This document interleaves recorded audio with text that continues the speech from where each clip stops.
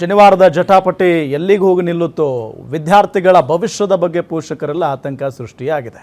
ನಾನು ಮತ್ತೊಮ್ಮೆ ಸಾದಿಕ್ ಪಾಷಾ ಅವ್ರ ಬಳಿ ಹೋಗ್ತೀನಿ. ಸಾದಿಕ್ ಪಾಷಾ ಅವರೇ, ಪದೇ ಪದೇ ಅಂದರೆ ಈ ಡಿಬೇಟಲ್ಲಿ ಒಂದಿಷ್ಟು ವಿಚಾರಗಳು ಬರ್ತವೆ. ಹೌದು, ನಾನು ಈ ಡಿಬೇಟ್ನಲ್ಲಿ BJP ಆಗಲಿ ಕಾಂಗ್ರೆಸ್ಗೆ ಆಗಲಿ ಏನು ಹೇಳಲ್ಲ. ಓಕೆ, ಇದರಲ್ಲಿ ರಾಜಕೀಯ ತರೋದು ಬೇಡ ಅಂತ ನನಗೆ. ನೀವು ಆರಂಭದಲ್ಲೂ ಅದನ್ನೇ ಇವತ್ತು ನಾನು ಮಾತಾಡ್ತಾ ಇರೋದು ಮನಸ್ಸಿನಿಂದ ನಾನು ಮಾತಾಡ್ತಾ ಇರೋದು. ಬೇರೆ ಟೈಮ್ ಇದೆ ಇವ್ರಿಗೆ ಪಾಕಿಸ್ತಾನದ್ದು ಅದೆಲ್ಲ ನಾನು ಜವಾಬ್ ಕೊಡ್ತೀನಿ. ಇದರಲ್ಲಿ ನೋಡಿ, ದಯವಿಟ್ಟು ನಾನು ಹೇಳೋದು ನಮ್ಮ ಕರ್ನಾಟಕ ಸರ್ಕಾರಕ್ಕೆ ಇದರಲ್ಲಿ ಮಾತ್ರ ರಾಜಕೀಯ ತರಬೇಡಿ. ಇದರ ಮೇಲೆ ಜ್ಞಾನ ಕೊಡಿ. ಮಕ್ಕಳ ಭವಿಷ್ಯದ ಮೇಲೆ, ಸ್ಕೂಲ್ಗಳು ಆಗಲಿ, ಎಜುಕೇಷನ್ ಮೇಲೆ, ಇದ್ರ ಮೇಲೆ ಜ್ಞಾನ ಕೊಟ್ಬಿಟ್ಟು ಒಂದು ನೋಡಿ, ಈಗ CET ಎಕ್ಸಾಮ್ ಆಗಲಿ, ಬೇರೆ ಇದು ಎಕ್ಸಾಮ್ ಆಗಲಿ, ಒಂದು ವರ್ಷ ಕಷ್ಟ ಮಾಡಿರ್ತಾರೆ. ಇಡೀ ಕುಟುಂಬ, ಒಂದು ಮಗ ಇರ್ತಾನೆ, ಹೆಣ್ಮಗು ಇರುತ್ತೆ, ಅವ್ರ ಮೇಲೆ ಕಷ್ಟ ಮಾಡಿಬಿಟ್ಟು ಅವನಿಗೆ ಮಾಡಿದ್ದಾರೆ. ಆ ಟೈಮ್ನಲ್ಲಿ ನೋಡಿ, ಈ ಜನಿವಾರ ಆಗಲಿ, ಉಡ್ದಾರ ಹಾಕ್ತಾರಲ್ಲ, ಅದಾಗಲಿ, ಇದು ತೆಗೆಯೋದು, ಹಿಜಾಬು, ಹೆಣ್ಮಕ್ಳಿಗೆ ನೋಡಿ ಒಂದು ಅಭ್ಯಾಸ ಇರುತ್ತೆ, ಅದು ಇರಬೇಕು ತಲೆ ಮೇಲೆ. ಅದು ತೆಗೆದಿದ್ರೆ ಒಂದು ಮೈಂಡ್ ಇದಾಗತ್ತೆ. ಮುಸ್ಲಿಂ ಹೆಣ್ಮಕ್ಕಳಾಗಲಿ, ಕ್ರಿಶ್ಚಿಯನ್ ಅವ್ರಿಗೆ ಆಗಲಿ, ಹಿಂದೂ ಅವ್ರಿಗೆ ಆಗಲಿ, ಇದರಿಂದ ನೋಡಿ ತುಂಬ ಮನಸ್ಸಿಗೆ ನೋವಾಗತ್ತೆ. ಆ ಮಕ್ಕಳು ಸರಿಯಾಗಿ ಬರಲ್ಲ. ಅವಾಗ ಅದು ಪರಿಣಾಮ ಏನಾಗತ್ತಂದರೆ ಅವ್ರಿಗೆ ಇದರಲ್ಲಿ ರಿಸಲ್ಟು ಇದು ಬರುತ್ತೆ. ಆದರೆ ಈಗ ಏನಾಗಿದೆ, ಒಂದೇ ಇದು ಮಾಡಬೇಕಂತ ಕೆಲವು ಜನ ಇದ್ದಾರೆ ಇದರಲ್ಲಿ. ಏನಂದರೆ ಈ ಮನುಷ್ಯಕ್ಕೆ ಕಷ್ಟ ಕೊಡಬೇಕು ಅಂತ ಇದಿರುತ್ತೆ. ಅದರಲ್ಲಿ ನೋಡಿ, ಒಂದು ದೊಡ್ಡ ಇದು ಷಡ್ಯಂತ್ರ ನಡೀತಾ ಇದೆ ಕರ್ನಾಟಕನಲ್ಲಿ. ಎಜುಕೇಷನ್ ಹಿಂದೆ ಬರಬೇಕು ಅಂತ ಇದು ನಡೀತಾ ಇದೆ.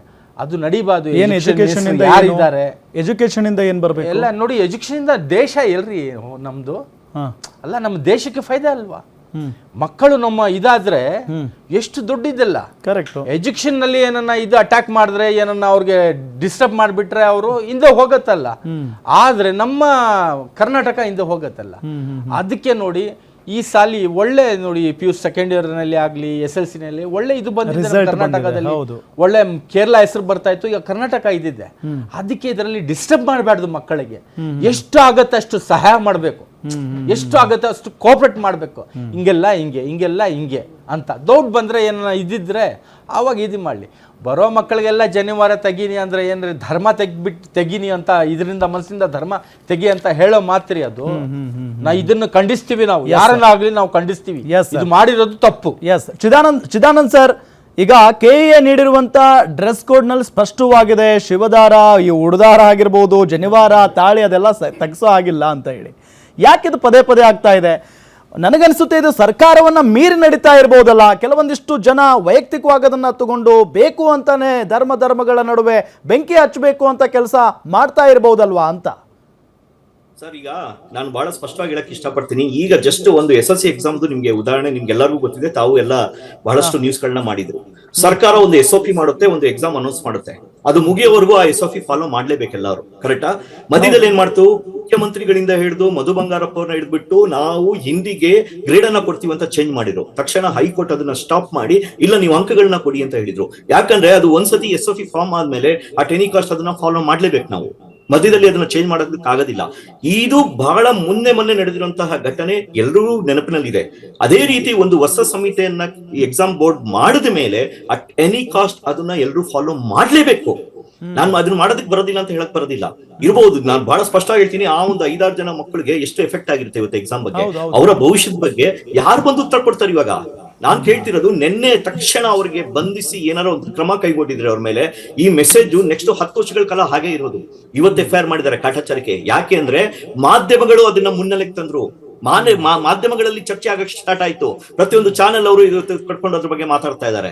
ಯಾವಾಗ ಅದು ಆಗಕ್ಕೆ ಆಯ್ತು ಅಂದ್ರೆ, ಇದೇನು ಮಾಧ್ಯಮದ ಜವಾಬ್ದಾರಿನ? ಇದು ಸರ್ಕಾರದ ಜವಾಬ್ದಾರಿ ಅಲ್ವಾ? ಇದು ಕರೆಕ್ಟ್. ಸರ್ಕಾರದ ಜವಾಬ್ದಾರಿ ಏನಿಲ್ವಾ ಇಲ್ಲಿ? ನಿನ್ನೆ ಸರ್ಕಾರ ಏನಾಗಿತ್ತು, ನಿನ್ನೆ ಪೊಲೀಸ್ ವ್ಯವಸ್ಥೆ ಏನಾಗಿತ್ತು, ಏನ್ ಮಾಡಿದ್ರು ಎಲ್ಲ ಸೇರ್ಕೊಂಡು? ಇವತ್ತು ಯಾವತ್ತು ನೀವು ಮಾಧ್ಯಮದಲ್ಲಿ ಈ ವಿಷಯನ ತೆಗೆದುಕೊಂಡು ಉಗಿಯಕ್ ಶುರು ಮಾಡಿದ್ರೋ ಸರ್ಕಾರದ ಹತ್ರ, ಮತ್ತೆ ಯಾರು ತಪ್ಪು ಮಾಡಿದ್ರೋ ಅವಾಗ ಬಂದಿದ್ದಾರೆ FIR ಮಾಡೋದಿಕ್ಕೆ. ಇದನ್ನ ನಾವು ಹೇಳ್ತಾ ಇರೋದು. ದಯವಿಟ್ಟು ನೀವು ಎಷ್ಟಾರ ಮಾತಾಡ್ಕೊಳ್ಳಿ, ಎಷ್ಟಾರ ನೀವು ಆರ್ಗ್ಯುಮೆಂಟ್ಸ್ ಮಾಡಿ, ನಮ್ಗೇನು ಬೇಜಾರಿಲ್ಲ. ಈ ಮಕ್ಕಳ ವಿಷಯ ಬಂದಾಗ ತಾವು ಒಂದು ಸ್ಟೆಪ್ ಹಿಂದಕ್ಕೆ ತಗೋಬಹುದು. BJP ಆಗ್ಲಿ, ಕಾಂಗ್ರೆಸ್ ಆಗ್ಲಿ, JDS ಆಗ್ಲಿ. ಸರ್, 3 ಜನನು ಕಳ್ರೆ ಸರ್, 2 ಮಾತಿಲ್ಲ. ಸ್ಪಷ್ಟವಾಗಿ ಹೇಳ್ತಾ ಇದ್ದೀನಿ. ಇವತ್ತು ಎಜುಕೇಶನ್ ಇನ್ಸ್ಟಿಟ್ಯೂಟ್ಗಳನ್ನ ಸಂಪೂರ್ಣವಾಗಿ ಹಾಳು ಮಾಡಿ ಸರ್ಕಾರಿ ಶಾಲೆಗಳನ್ನ ಮುಚ್ತಾ ಇರೋದು ಈ 3 ಗೌರ್ಮೆಂಟ್ಗಳೇ. ಯಾವ ಗೌರ್ಮೆಂಟ್ ಅಲ್ಲಿ ಬಂದಾಗ್ಲೂ ಯಾವ ಸರ್ಕಾರಿ ಶಾಲೆನೂ ಉದ್ಧಾರ ಆಗಿಲ್ಲ, ಎಲ್ಲ ಪ್ರೈವೇಟ್ ಶಾಲೆಗಳು. ನೀವು ಜಸ್ಟ್ ಡೇಟಾ ತೆಗೆದು ನೋಡಿ, ವರ್ಷಕ್ಕೆ 800ರಿಂದ 900 ಶಾಲೆ, ಹೊಸ ಶಾಲೆಗಳು ಕರ್ನಾಟಕದಲ್ಲಿ ಓಪನ್ ಆಗ್ತಾ ಇದೆ, ಪ್ರೈವೇಟ್ ಶಾಲೆಗಳು. ಎಷ್ಟು ಸರ್ಕಾರಿ ಶಾಲೆಗಳು ಮುಚ್ತಾ ಇದೆ. ಇಲ್ಲಿ ದಯವಿಟ್ಟು ಅರ್ಥ ಮಾಡ್ಕೋಬೇಕಾಗಿರೋದು ರಾಜಕೀಯ ಅಲ್ಲ, ನಮ್ಗೆ ಚಿಂತೆ ಇರೋದು ಆ ಮಕ್ಕಳ ಒಂದು ಮಾನಸಿಕದ ಮೇಲೆ ಯಾರು ಗ್ಯಾರಂಟಿ ತಗೊಂತಾರೆ. ಇವತ್ತು ಸಹ ಆ ಮಕ್ಕಳು ಕೋರ್ಟ್ಗೆ ಹೋದ್ರೆ ಅವ್ರಿಗೆ ಖಂಡಿತವಾಗ್ಲೂ ಆಸ್ ಪರ್ SOP ಪ್ರಕಾರ ಯಾವುದೇ ಕಾರಣಕ್ಕೂ ಜನಿವಾರ ತಗ್ಸಂಗಿಲ್ಲ, ತಾಳಿ ತಗ್ಸಂಗಿಲ್ಲ. ಇವರು ಆ ತಪ್ಪನ್ನ ಮಾಡಿದ್ದಾರೆ. ಕರೆಕ್ಟ್. ಅದನ್ನ ನಾವು ಕೇಳ್ತಾ ಇರೋದಷ್ಟೇ ಆಸೆ ಪೋಷಕನಾಗಿ. ನಾನು ಮಕ್ಕಳಿಗೆ ಅನ್ಯಾಯ ಆಗ್ಬಾರ್ದು, ನೀವ್ ಎಷ್ಟಾರ ಬಡ್ದಾಡ್ಕೊಳ್ಳಿ, ಏನಾರ ಮಾಡ್ಕೊಳ್ಳಿ, ನಮ್ಗೆ ಸಂಬಂಧ ಇಲ್ಲ. Yes sir. ಕೊನೆಯದಾಗಿ ನಾನು ನಿಮ್ಮನ್ನಷ್ಟೇ ಮಾತಾಡಿಸೋದು ಟೈಮ್ ಇಲ್ಲ. ಯಾಕೆ ಅಂತ ಅಂದರೆ ಈ ನೀವು ಸರ್ಕಾರದ ಮೇಲೆ ಭಾಳಷ್ಟು ಮಾತಾಡ್ತಾ ಇರಿ. ಯಾಕೆ ಅಂತಂದರೆ ಸರ್ಕಾರ ಇದ್ದಂಥ ಸಂದರ್ಭದಲ್ಲಿ ಇಂಥ ಘಟನೆಗಳು ಆಗಬಾರ್ದು ಅಂತ ಹೇಳಿ. ಬಟ್ ಕೆಲವೊಂದು ಸರ್ಕಾರವನ್ನು ಮೀರಿ ಕೂಡ ಇಂಥ ಘಟನೆಗಳು ಆಗ್ತವೆ.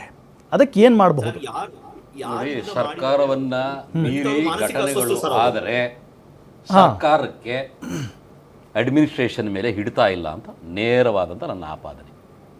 ಈಗ ಒಂದು ಪೊಲೀಸ್ ಸ್ಟೇಷನ್ನಲ್ಲಿ ಒಂದು ಲಾಕಪ್ ಡೆತ್ ಆಗುತ್ತೆ, ನಾವು ಯಾರ ಮೇಲೆ ಜವಾಬ್ದಾರಿ ಫಿಕ್ಸ್ ಮಾಡ್ತೀವಿ? ಸ್ಟೇಷನ್ ಹೌಸ್ ಆಫೀಸರ್, ಇನ್ಸ್ಪೆಕ್ಟರ್ ಮೇಲೆ. ಕರೆಕ್ಟು. ಸರ್ಕಾರದ ಅಡಿಯಲ್ಲಿ ನಡೆಯುವಂಥ ಇಷ್ಟು ದೊಡ್ಡ ಪರೀಕ್ಷೆಯಲ್ಲಿ ಅವಘಡ ಆದಾಗ, ಈ ರೀತಿ ಅವಮಾನ ಆದಾಗ ನಾವು ರೆಸ್ಪಾನ್ಸಿಬಿಲಿಟಿನ ಯಾರ ಮೇಲೆ ಫಿಕ್ಸ್ ಮಾಡಬೇಕು? Naturally on the chief minister, ಸರ್ಕಾರದ ಮೇಲೇ ಮಾಡಬೇಕು. ನಾವಿಲ್ಲಿದ್ದುಕೊಂಡು ತಮಿಳುನಾಡು ಸರ್ಕಾರನೋ ಕೇರಳ ಸರ್ಕಾರನೋ ಅಥವಾ ದೆಹಲಿಯ ನ್ಯಾಷನಲ್ ಗೌರ್ಮೆಂಟನ್ನು ಫಿಕ್ಸ್ ಮಾಡೋಕ್ಕಾಗುತ್ತಾ? ನಾನು ಹೇಳೋದಿಷ್ಟೇ, ಎಕ್ಸಾಮಿನೇಷನ್ಗೆ ಕ್ರೈಸ್ತ ಧರ್ಮಕ್ಕೆ ಸೇರಿದಂಥ ವಿದ್ಯಾರ್ಥಿಗಳು ಬರ್ತಾರೆ, ಇಸ್ಲಾಂ ಧರ್ಮಕ್ಕೆ ಸೇರಿದಂಥ ವಿದ್ಯಾರ್ಥಿಗಳು ಬರ್ತಾರೆ, ಕ್ವಿಕ್ ಆಗಿ ಹಿಂದೂ ಧರ್ಮಕ್ಕೆ ಸೇರಿದಂಥ ವಿದ್ಯಾರ್ಥಿಗಳು ಬರ್ತಾರೆ. ಕ್ರೈಸ್ತ ಧರ್ಮಕ್ಕೆ ಸೇರಿದಂಥವರಿಗೆ ಶಿಲುಬೆ ಯಾರು ಬಿಚ್ಚಲ್ಲ, ಮುಸ್ಲಿಮರಿಗೆ ಅವ್ರದ್ದು ಯಾವುದು ಐಡೆಂಟಿಟಿ ಇರ್ತದೆ ಅದನ್ನು ಬಿಚ್ಚಲ್ಲ. ಅದು ಯಾಕೆ? ಅದು ಹಿಂದೂಗಳಲ್ಲಿ ಅದು ಪರ್ಟಿಕ್ಯುಲರ್ ಆಗಿ ಬ್ರಾಹ್ಮಿನ್ ಕಮ್ಯುನಿಟಿಯನ್ನೇ ನೀವು ಟಾರ್ಗೆಟ್ ಮಾಡ್ತಿದ್ದೀರಿ. ಯಾಕೆ?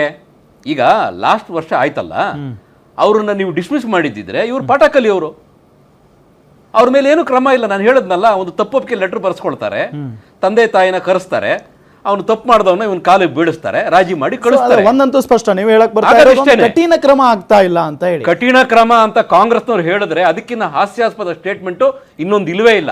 ಕಠಿಣ ಕ್ರಮ ಅನ್ನೋದನ್ನ ಅವ್ರು ಬಳಸಲೇಬಾರ್ದವ್ರು. Yes sir. ಅದು ಕಾಮಿಡಿ ಆಗೋಗಿದೆ. ಕಠಿಣ ಕ್ರಮ ಕಾಮಿಡಿ ಅದು. ಎಸ್. ಕೊನೆಯದಾಗಿ ಏನ್ ಮಾಡ್ತೀರಿ ಸರ್? ಈಗ ಲಾಸ್ಟ್ ಇದು ನೆಕ್ಸ್ಟ್ ಆಗಬಾರ್ದು ಸರ್. ಅವ್ರನ್ನ ಬಂಧಿಸುವಂಥ ಕೆಲಸವನ್ನು ರಾಜ್ಯ ಸರ್ಕಾರ ಪೊಲೀಸ್ನವರಿಗೆ ಖಂಡಿತವಾಗ್ಲೂ ಹೇಳ್ತದೆ. ಯಾಕೆಂದರೆ ಇದೊಂದು ಮಾನಸಿಕವಾಗಿ ಹಿಂಸೆ ಕೊಡುವಂಥದ್ದು. ಅದು ಹಿಂದೂನೇ ಆಗಲಿ, ಕ್ರೈಸ್ತನೇ ಆಗಲಿ, ಮುಸಲ್ಮಾನೇ ಆಗಲಿ ಸರ್, ಅವರ ಭಾವನಾತ್ಮಕವಾಗಿ ವಿಚಾರಗಳಿಗೆ ಧಕ್ಕೆ ತರುವಂಥ ಕೆಲಸ ಅಲ್ಲಿ ವಸ್ತ್ರ ಸಂಹಿತೆಯಲ್ಲಿ ಕೊಟ್ಟಿದ್ದಾರೆ ನೀಟಾಗಿ.